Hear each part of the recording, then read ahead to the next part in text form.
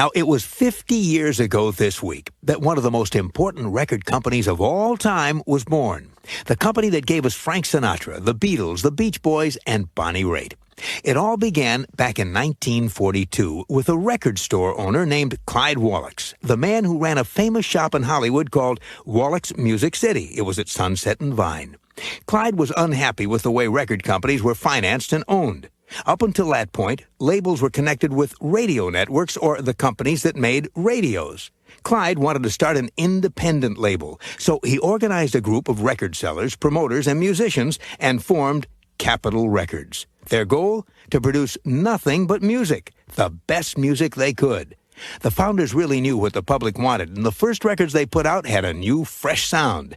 In just a matter of weeks, they had 2 hits, Cow Cow Boogie by Freddie Slack and Strip Polka by bandleader and songwriter Johnny Mercer. Business started to boom, and within a year, they signed 2 of the biggest names around, Frank Sinatra and Nat King Cole. And in the half-century that followed, Capitol Records became known as one of the most innovative and most inventive record labels in the world. In the 60s, they were home to the Beatles and the Beach Boys. In the 70s, acts like Steve Miller and Bob Seger.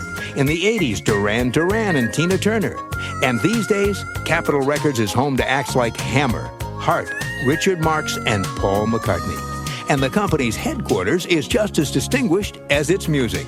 It's a Hollywood landmark, a circular building shaped like a stack of records. And all the way at the top is a light which for years has blinked the word Hollywood in Morse code. But now, for the next year, it'll blink Capitol 50. Happy birthday to Capitol Records, the label born 50 years ago this week as the countdown rolls on. Casey's Coast to Coast.